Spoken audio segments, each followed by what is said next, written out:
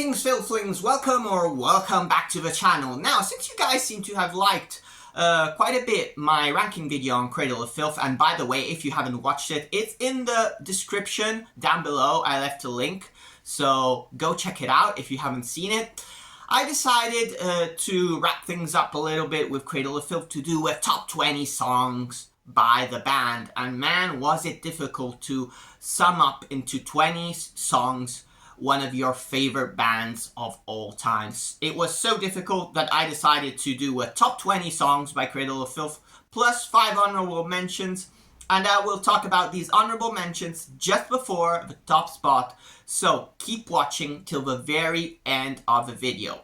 So without further ado, let's go on. And be sure to like and subscribe before we continue with the video. Let's go. So first song I'm going to talk about is The Death of Love of Godspeed on the Devil's Thunder, and this is such a beam of light in an album that is very brutal, very crushing, very black metal oriented. And this song supposedly tells the love story between the character Gilles, which is the main protagonist of that particular concept album, a French nobleman, a very controversial character. But anyway, this song deals about his love story with Jeanne d'Arc and how she was subsequently burnt at the stake. I love how catchy this song is. I love the female vocals in the song. I love the exquisite lyricism by Dani Filth, and especially the last passage of the song where the female vocalist, with that very strong British accent, pronounces the words, "For only in the grip of darkness shall we rise amidst the brightest stars." Beautiful, beautiful ending to the song. Great song. At spot number 19, we got the song Lilith, Immaculate of Darkly, Darkly Venus Reverse, and this song is a very special place in my heart because I remember watching Cradle of Filth live in 2011 at the festival in Italy, and at that point I wasn't really a big fan, but I remember this song just sticking in my head. And yeah, I really got obsessed with the chorus. It really stuck in my head. I really loved it, and I went back home and listened to the song, and this was actually the song that got me into Cradle of Filth by hearing it live. I love the commanding female vocals in the song. I absolutely love how relentless and brutal it is, and yet so dramatic and dark and elegant. So yeah, this definitely deserves the 19th place. Position number 18, we got Haunted Shores, and what an incredible way to close a masterpiece like Dusk and Her Embrace. The title of the song is really fitting to what it portrays musically, because it really feels like you're transported in the middle of a beach that is infested by ghosts with a gusting wind blowing in your face. I love how brutal and relentlessly black metal this song is, retaining some very strong atmospheric quality. And also I love the narration done by Kronos. It really adds to the atmosphere, so yeah, this song is fantastic.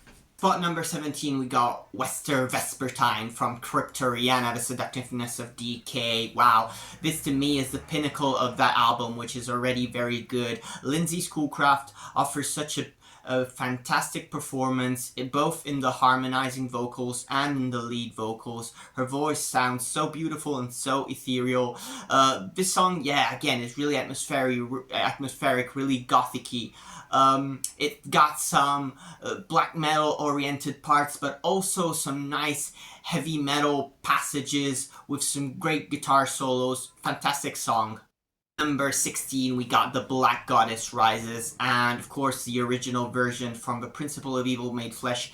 Even though I feel that Dani's delivery in the version that appears in Bittersweets to Succubi is a little bit more theatrical and compelling.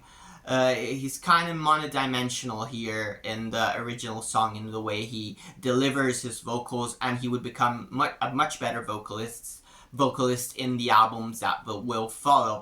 However, this song is absolutely crushing and devastating, and the raw production kind of adds to the appeal that this song has and the beauty of that this song has. Yeah, Black Goddess Rises, I mean, Again, some incredible female spoken word parts. Great song. One of the first great classics by Cradle of Filth. On number 15, we've got my favorite cut off the last album, Existence is Futile, and that is Black Smoke Curling from the Lips of World War. Man, what a title this is. And I love how the song is introduced by that very light instrumental that then flows into this song that is so brutal and crushing and black metal and unrelenting. I love the harmonizing vocals by Anna Bell once again. I love how her voice, her lead parts, they sound so commanding. She is desire free. I absolutely love that part. And yeah, wow, what a song this is by Cradle of Filth, proving that 30 years since their debut album, basically, they still can deliver some amazing songs. Next up is the song Thank God for the Suffering of Damnation in the Day. I love the orchestrations on this song. I love how romantic and dramatic it sounds at the same time. I love Danny's delivery. I feel that he sounds so impersonated in the character that he is playing in the song, especially in the first couple of lines. I still recall the first full moon of May. You know, I absolutely love Danny in this period between Median and Damnation. He is so theatrical with his voice. I love how the song takes some twists and turns following the narrative of the story and becomes heavier at the end. Yeah, amazing song from Damnation in a Day. Next up is an absolute classic in Cradle of Filth's discography. And from Midian, we have the song Tearing the Veil from Grace, an absolutely wonderful, sprawling, long adventure that takes us on a real journey. I love, again, Sarah Jezebel Deva's vocals. I feel this would be one of her last real amazing contributions for the band. This song is, again, so symphonic, so big, but has so many different things going on in it, and I feel that the production that Midian has really bring these songs to life, not just Tearing the Veil from Grace, but the whole album. These compositions are already great, but the production that these guys had in this album really enhances them even more. Next up is the song Summer Dying Fast, but this time not the original song found on The Principle of Evil Made Flesh, but the re-recorded version of Bittersweets to Succubi. And I'm choosing this version because I feel that the re-recorded version gives it a kind of more refined quality to it, but at the same time it makes it more atmospheric, and it really manages to deliver that haunted autumn wintry vibe the song really portrays in the title. After all, Summer Dying Fast, and listening to the song, it really paints a picture of what the title is describing, you know, those autumn colors coming to life, and that, you know, blissful summer coming to an end. So gorgeous song, but I do prefer the Bittersweets to Succubi version. Next up is one of the great masterpieces from the album Midian, and that to me is the song Saffron's Curse. There's a particular part on the song which I absolutely love, and that part is where Danny sings frenetically something like, I wished her back but the dead had bought her. That part, which then explodes in this absolutely incredible wall of blast beats and symphony. I mean, I swear to God, the first time I heard that song, I was really floored and my jaw dropped, especially hearing that particular part of a song. Amazing performance once again by Sarah Jezebel Deva in her spoken word passages. I mean, what an incredible song this is. Saffron's Curse. So we have officially entered the top 10, but before we do, remember to smash that like button, subscribe to the channel, and let's go on, because at position number 10 we got 13 Autumns and a Widow, the song that officially introduces the album Cruelty and the Beast, and offers a conceptual introduction of the story. This is a song where Elizabeth Bathory transforms from being an innocent child to a murderous victim. Something happened to her at the age of 13, something really traumatic that brought the evil side of her that was hidden up to that point and transforms her into an evil character. One of the most evil characters probably in the history of mankind. And this song is absolutely incredible from a musical point of view. It is absolutely relentless. I absolutely love it. So, 13 Autumns and a Widow, number 10. Position number 9, we got the song Nymphetamine, a song that holds a very, very special place in my heart. It was my very first introduction to Cradle of Filth, the very first song I heard from Cradle of Filth back in 2004. I saw the video on MTV. I was absolutely floored. You know, back then I was very much into bands like Nightwish with that very symphonic side, and hearing that song was just perfect for me and what I loved back then. And I remember, you know, hours and hours spent trying to download the video, because bear in mind that back then in 2004 we had really slow internet connections. But yeah, that song always remained stuck in my head. But unfortunately back then the rest of Cradle's discography was way too extreme for my palate, and so I had to wait a few more years for me to actually appreciate the band. But man, Nymphetamine is absolutely beautiful. I do prefer the Nymphetamine Fix version, the shorter version, to the longer version that to me meanders a little bit too much. And the short version is just perfect. It's just a beautiful song, and I do prefer the original version with Liv Christine on it, compared to the version that was then re-recorded and found on the bonus track, as a bonus track on a special edition of Nymphetamine with Sada Jezebel Deva. And I really do love Sada Jezebel Deva, but I feel that the original version with Liv Christine is so much better. So, Nymphetamine. So at spot number 8, we got an amazing classic from Cradle of Filth, found on the EP The Empire, and that is The Queen of Winter Throned. Such a sprawling, long track that really takes us into an amazing adventure. And what a great EP The Empire is, or Vampire, whatever you want to call it. To me, it's one of the best releases that Cradle have ever done in their career. And yeah, that song is one of the shining stars of that EP. Amazing performance once again by Sada Jezebel Deva. I'm always a little bit baffled about that kind of erotic part in the middle, but aside from that, this is an incredible composition by Cradle of Filth, one of their very best songs. Position number 7, one of my favorite tracks from Dusk and Her Embrace, a gothic romance, Red Roses for the Devil's Whore. And yeah, I mean, the title again says it all and really paints a picture on the atmosphere of the song, because this song sounds both romantic and gothic and extreme in the same way. It just brings all the best elements of an amazing classic that is Dusk and Her Embrace into a song that is an absolute standout and is absolutely bone-chilling and gorgeous at the same time. Not much else to say. Amazing song. At position number 6, we got the song Beneath the Howling Stars, and man, what a chilling introduction that song has, with those haunted keyboards, those frenetic blast beats, and Danny screaming over it. Midwinter wrongs the rites of spring, her spinal chill rakes the earth, expensive souls of zero sing will be tidings of rebirth.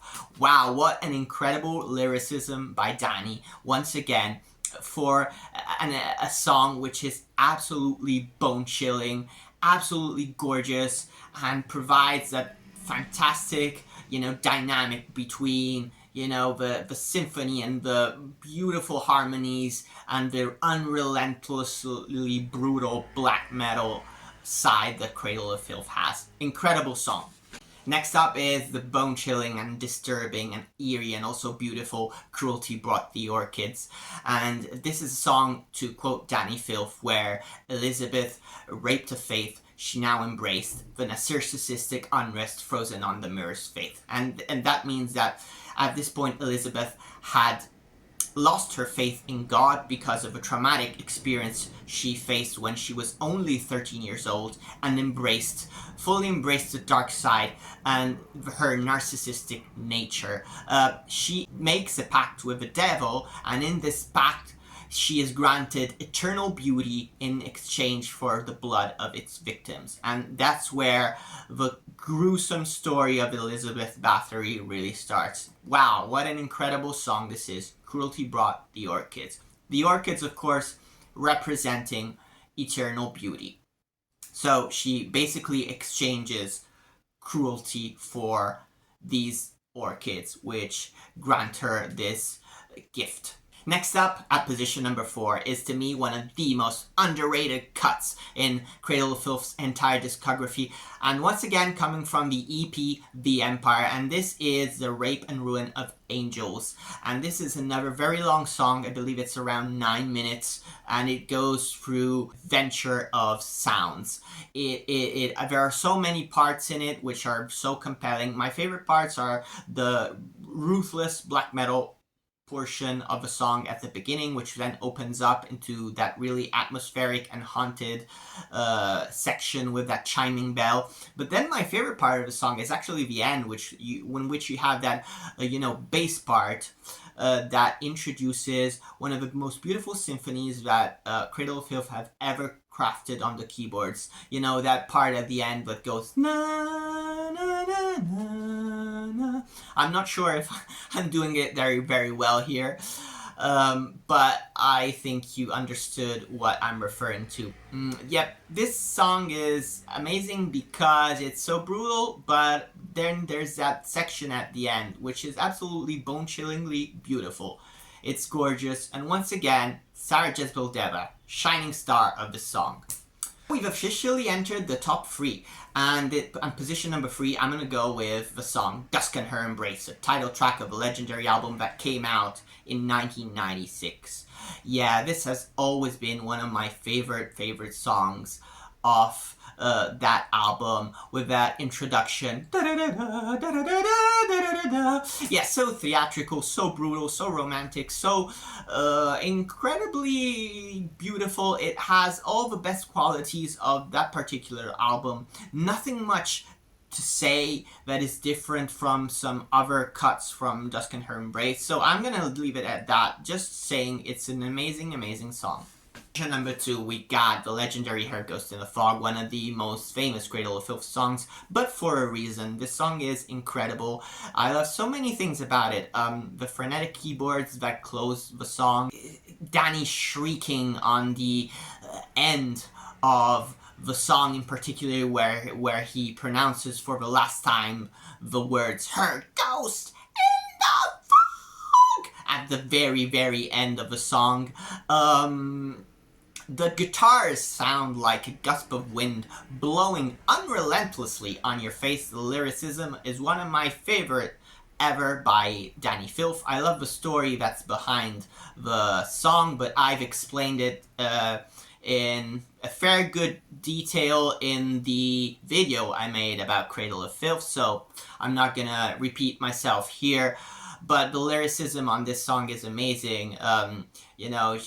I love the whole opening passage. She was divinity's creature, the kissed in cold mirrors, the queen of snow, far beyond compelling, lips attuned to symmetry, sought her everywhere, dark liquored eyes, an Arabian nightmare, really portraying this amazing picture of this woman who is so beautiful but yet so narcissistic. And yeah, great lyrics, great song. Perfection by Cradle of Filth. As I promised, before revealing the top spot, I'm gonna talk about some 5 honorable mentions, because man, Cradle of Filth's discography is so massive, and it was so hard to narrow it down to just 20 songs. So let's go on with it. First honorable mention is, of course, Bathory Aria. How can you not have it on the list somewhere? Then I would say The Twisted Nails of Faith, another song from Cruelty and the Beast, incredible. Then I would go with The Smoke on Her Burning, the closing track on Damnation in a Day. Then I would go with song Gabrielle from Nymphetamine, and then to close it off, Blackest Magic Put in Practice from Hammer of the Witches. So let's go on to position number 1. So, position number 1, my favorite Cradle of Filth song, and this has to go to Funeral in Carpathia, and I'm hoping I'm pronouncing it right.